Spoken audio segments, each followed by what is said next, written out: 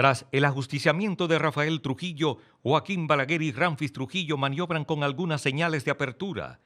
Buscaban bajar tensiones y obtener el levantamiento de las sanciones de la OEA. Estados Unidos, con la espina de Cuba encima, prefería los cambios lentamente y bajo su entero control. Balaguer prometió un tránsito hacia la democracia, pero la presencia de la familia Trujillo, dominando el escenario del poder, le restaba credibilidad. Ramfis Trujillo se proclama demócrata y anticomunista. Garantiza elecciones libres en mayo de 1962. Balaguer, alentando esas elecciones, llama al regreso de los exiliados con amnistía total y pide a la oposición democrática hacer vida institucional. En julio, regresan al país Ángel Miolán, Nicolás Silva y Ramón Castillo, una avanzada del PRD. Surgen la Federación de Estudiantes Dominicanos, Unión Cívica Nacional y el 14 de junio con Manolo Tavares como su presidente. El 14 de junio de izquierda, el PRD de centro y Unión Cívica Nacional de derecha, al ser antitrujillistas, eran fuerza mayoritaria, garantizaban una previsible transición hacia la democracia. El odio de la población contra el régimen producía protestas y represión. Con su plan de fachada democrática, Balaguer solicita a estas organizaciones unirse al Partido Dominicano en un gobierno de unidad. La palabra democracia era lo nuevo y se ponía de moda. La oposición exigía la salida de los Trujillo. La salida de Héctor y José Arizmendi Trujillo era bien vista por Balaguer. A Ramfis lo creía indispensable para la unidad de las Fuerzas Armadas.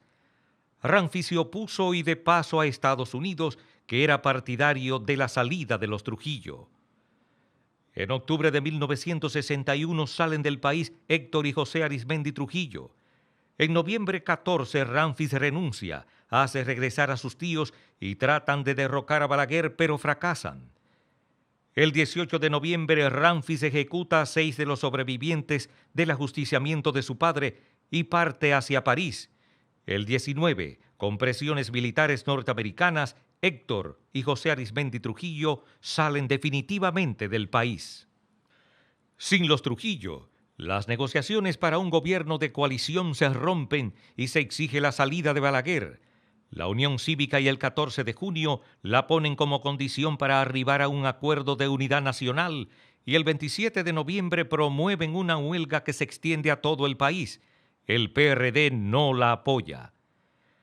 La huelga es enfrentada por Pedro Rodríguez Echavarría, nuevo líder militar del régimen, después de haber jugado un papel clave en frustrar los planes nefastos de los Trujillo entre el 14 y el 19 de noviembre de 1961.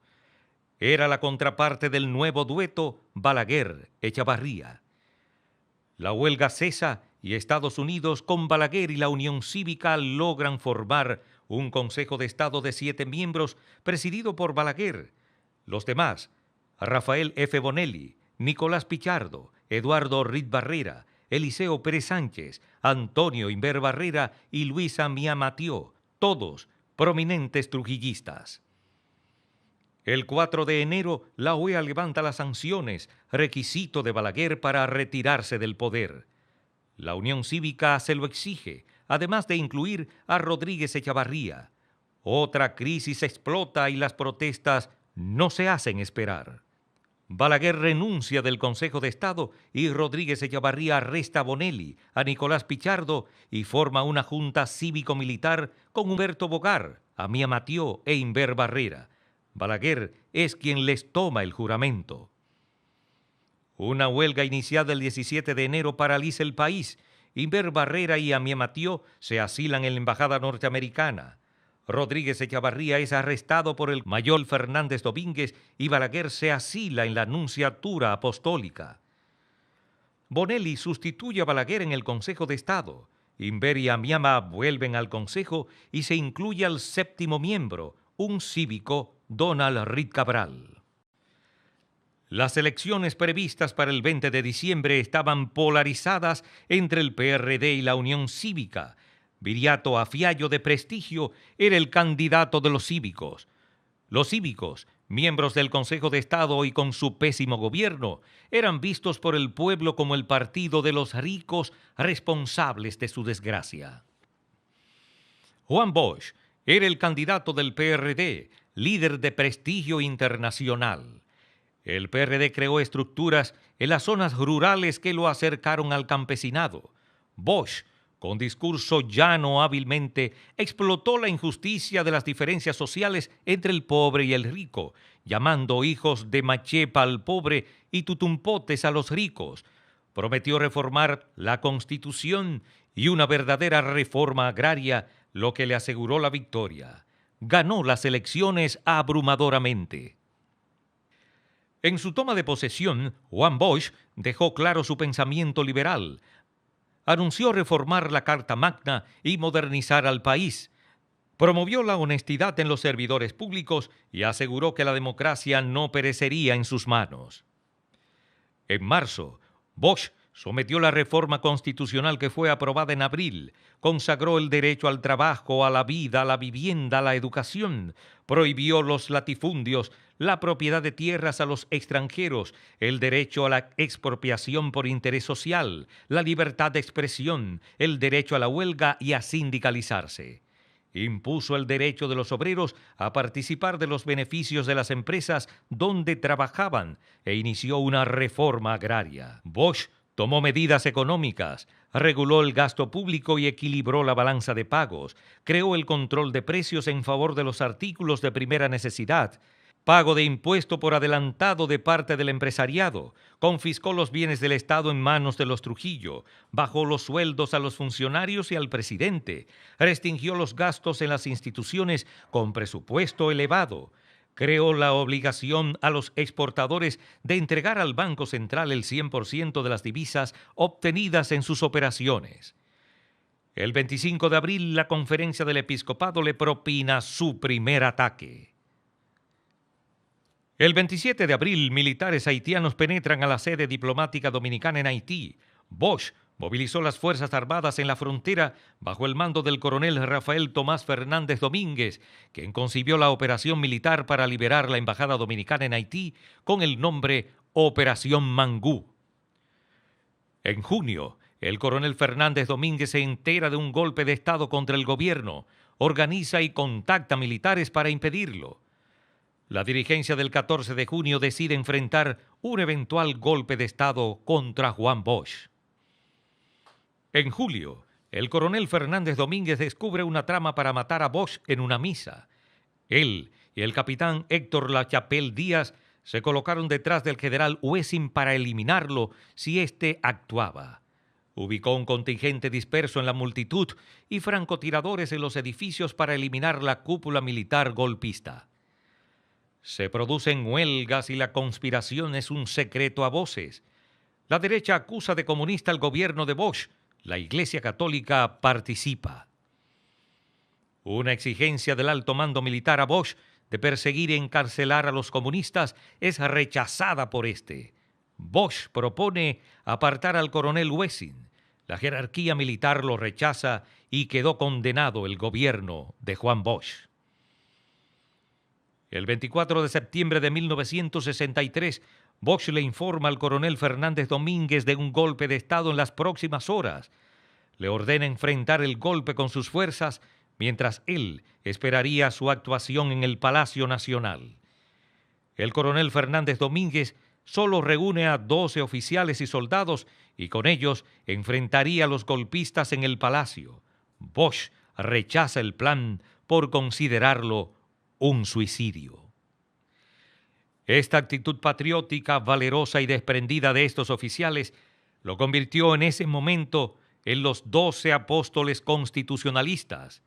Fueron coronel Rafael Tomás Fernández Domínguez, primer teniente marino Antonio Almanzar García, capitán Fernando Rafael Cabral Ortega, primer teniente Gerardo Abrito y Brito, mayor Roberto Antonio Cabrera Luna, primer teniente Berto Gabriel Genao Frías, primer teniente Antonio Ernesto González y González, primer teniente José René Jiménez Germán, capitán Héctor Lachapelle Díaz, primer teniente Freddy Piantini Colón, capitán Rafael Armando Quirós Pérez, primer teniente Lorenzo Sención Silverio.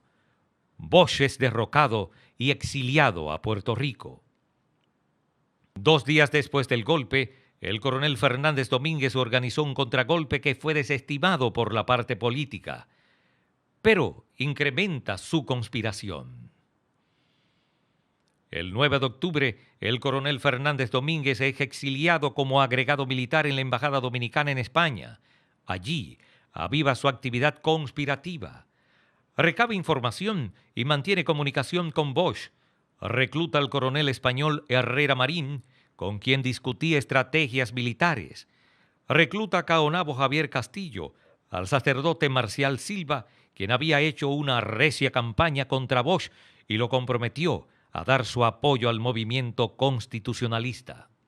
El 26 de noviembre, el 14 de junio produce un alzamiento guerrillero en 6 frentes diferentes y fracasan. El 21 de diciembre se entrega a su líder Manolo Tavares Justo con su grupo y son vilmente asesinados. Iniciando 1964, Polina Ureña hacía operar la primera célula civil conspirativa del movimiento constitucionalista. Después de una intensa pero muy discreta actividad conspirativa mediante cartas, telegrama, enclave y llamadas telefónicas, el coronel Fernández Domínguez logra el traslado a su patria, aunque al final lo desvían hacia Puerto Rico. Allí se reúne con Bosch y otros complotadores. Se entera de un permiso de 72 horas para entrar al país y su designación como agregado militar en la Embajada Dominicana en Chile. Fernández Domínguez llega al país el 18 de diciembre de 1964. Inicia una intensa actividad conspirativa. Se reúne 2 veces con el coronel Francis Camaño, un objetivo suyo por la confiabilidad, valentía y honestidad de éste, y lo recluta. Juntos conquistan para la causa más militares de varios rangos y civiles prominentes. En 72 horas no durmió. Los contactos de Fernández Domínguez con el PRD, el Social Cristiano y militares dejan como fecha tentativa el 6 de enero de 1965 para iniciar las acciones. Fernández Domínguez esperaría aviso de los militares en Puerto Rico para regresar al país con Bosch por vía marítima. El 6 en la madrugada por Barahona, en una plaza ya asegurada. Los PRDistas y socialcristianos tomarían emisoras claves. Las acciones iniciarían en los cuarteles del sur, en otros puntos y en la capital. Desde Barahona, Juan Bosch lanzaría una proclama a militares y civiles a rebelarse contra el gobierno y defender la Constitución de 1963. 2 acciones buscarían un rápido desenlace. Un comando dirigido por el primer teniente Sención Silverio secuestraría a Donald Reed y lo haría renunciar. Otro comando secuestraría al general Villas Román, secretario de las Fuerzas Armadas. Pero la trama es descubierta y se pospone. La conspiración sigue. En intensa actividad de cartas y llamadas, el coronel Fernández Domínguez empuja la conspiración. Seguía ganando adeptos para la causa. Solicitaba una y otra vez a las Fuerzas Armadas su traslado a la República Dominicana. Todo el esfuerzo deja el 26 de abril como fecha para iniciar la revuelta, pero el 23 denuncian el complot y el gobierno reacciona.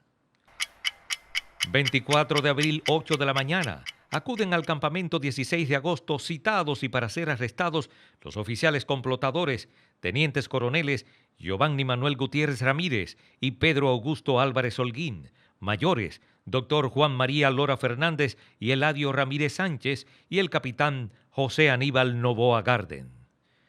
11 de la mañana llega al campamento 16 de agosto el general Marcos Rivera Cuesta, quien citó a esos oficiales, ordena su arresto y su cancelación. 1:30 de la tarde inicia la acción constitucionalista con el capitán Mario Peña Taveras apresando al mayor Héctor García Tejada, el mayor Pompeyo Ruiz Serrano, al general Marcos Rivera Cuesta y al Estado Mayor del campamento.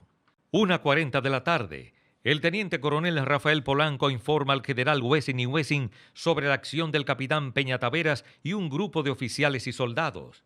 1:40 de la tarde, en el campamento 16 de agosto, el coronel Hernando Ramírez ordena al capitán Héctor Lechapel Díaz tomar militarmente Radio Santo Domingo. 1:50 de la tarde, el capitán Mario Peña Taveras llama a José Francisco Peña Gómez al programa Tribuna Democrática del PRD, informándole que un grupo de oficiales honestos habían arrestado al jefe de Estado Mayor del Ejército en rebelión contra el triunvirato, con el objetivo de restablecer el gobierno de Juan Bosch y la Constitución de 1963. Peña Gómez lo anuncia por Tribuna Democrática y urge a la población lanzarse a las calles en apoyo al movimiento, lo cual ocurrió. 2 de la tarde, los constitucionalistas capturan Radio Santo Domingo y lanzan proclamas. 4 de la tarde, informan al cuerpo de hombres ranas sobre 2 guarniciones militares sublevadas, el apoyo de la Marina al gobierno de facto y que el teniente coronel Manuel Montes Arache fue declarado desertor de las Fuerzas Armadas y buscado vivo o muerto. Los ranas deciden contactar a su jefe, Montes Arache. 4 de la tarde, el coronel José de Jesús Morillo López busca retomar Radio Santo Domingo. Los constitucionalistas repelen el ataque, pero luego se retiran cuando blindados enviados por Wessing y Wessing refuerzan la acción de Morillo López. Toman la radiotelevisora y la policía lanza proclamas de desmentido sobre el golpe al triunvirato y la dejan fuera del aire. 7 de la noche. Donald Reed, presidente de facto, en un discurso dice tener control del país. Da un plazo a los constitucionalistas hasta las 5 de la mañana del día siguiente, 25, para rendirse. Ahí disipó las dudas que se pudieron tener sobre la sublevación. El batallón Élite Mella anuncia su apoyo al movimiento constitucionalista.